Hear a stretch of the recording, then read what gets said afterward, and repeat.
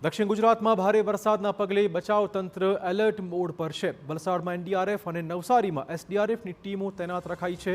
પૂર સંભવિત વિસ્તારોમાં એસડીઆરએફની ટીમ દ્વારા સર્વે શરૂ કરાયો છે।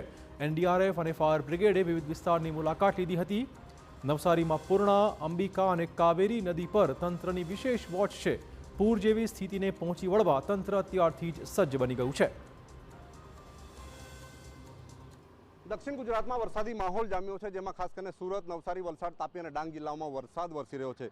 નવસારી જિલ્લામાં ખાસ કરીને નીચાણવાળા વિસ્તારોમાં દર વર્ષે પૂરની સ્થિતિ નિર્માણ થતી હોય છે। તદુપરાંત વલસાડ જિલ્લામાં પણ પૂરની સ્થિતિ નિર્માણ થતી હોય છે। વલસાડ જિલ્લામાં એનડીઆરએફની ટીમ સ્ટેન્ડ બાય રાખવામાં આવી છે અને સાથે નવસારી જિલ્લામાં એસડીઆરએફની ટીમને તૈનાત કરવામાં આવી છે। આ જે દ્રશ્યો દેખાઈ રહ્યા છે, આ દ્રશ્યો છે નવસારીના જે કંઈક જલાલપોર વિસ્તારના દ્રશ્યો છે। આ વિસ્તારમાં દર વર્ષે પાણી ભરાઈ જતું હોય છે, પૂરની સ્થિતિ નિર્માણ થતી હોય છે, જેને લઈને એસડીઆરએફના જે કંઈક જવાનો છે કંઈક રેકી કરવા માટે ખાસ કરીને ફાયર વિભાગના જે કંઈક જવાનો છે લઈને આવ્યા છે, અલગ અલગ વિસ્તારોમાં ફરી રહ્યા છે અને પૂરના સમયે કયા પ્રકારના ઓપરેશન હાથ ધરવા એને ધ્યાનમાં રાખીને સમગ્ર જે કંઈક ઓપરેશન અને ખાસ કરીને રેકીનું કામ ચાલુ।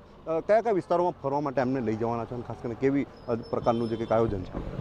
જલાલપુર, બંડફળિયા, તાસ્કરનગર, બંડો રોડ, રિંગ રોડ એવા જે નીચાણવાળા વિસ્તાર છે ને, એસડીઆરએફ ટીમને કામગીરી માટે ઇઝીલી થાય એના માટે અમે વિઝિટ કરવા માટે નીકળ્યા છે। ઓકે જી સર, કેટલા લોકોની ટીમ અને કેવા પ્રકારના સાધનો સાથે ખાસ કરીને આવ્યા છે? અમે 1+22 એટલે ટોટલ 23 જણા છે અમે જોવાનો। એસડીઆરએફના અમે સામાન છે અમારા જોડે 2 બોટો, તેમજ અમારે લાઈફ બોયા રિંગ, લાઈફ બોયા જેકેટ, તેમજ રોડ બંધ થઈ જાય તો કટર જેવા અમારા પાસે સાધનો છે રોડ ક્લિયર કરવા માટે।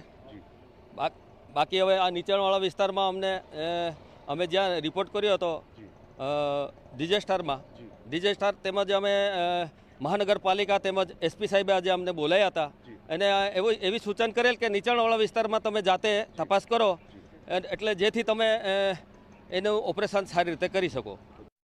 સમગ્ર દક્ષિણ ગુજરાતમાં ખાસ કરીને નવસારી અને વલસાડમાં ખૂબ મોટા પૂરની પરિસ્થિતિ નિર્માણ થતી હોય છે। એમાં નવસારી જિલ્લામાં પૂર્ણા, અંબિકા, કાવેરી, કરેરા, મીંઢોળા અને ખાસ કરીને ડાંગ જિલ્લામાં, તાપી જિલ્લામાં પણ જે કંઈક પરિસ્થિતિ નિર્માણ થઈ છે એવી પરિસ્થિતિને ધ્યાનમાં રાખીને નવસારી જિલ્લામાં એસડીઆરએફની ટીમ તૈનાત કરવામાં આવી છે। ઉપરવાસમાં એટલે કે ખાસ કરીને તાપી જિલ્લામાં અને ડાંગ જિલ્લામાં વરસતો વરસાદ નવસારી જિલ્લાને સીધી અસર કરે છે, ત્યારે નવસારી જિલ્લાને પૂરથી બચાવવા માટેની જે તૈયારીઓ હાલના તબક્કે એસડીઆરએફની ટીમને સાથે રાખીને વહીવટીતંત્ર દ્વારા શરૂ કરી દેવામાં આવી છે। નિલેશ ગામિત, TV9 નવસારી।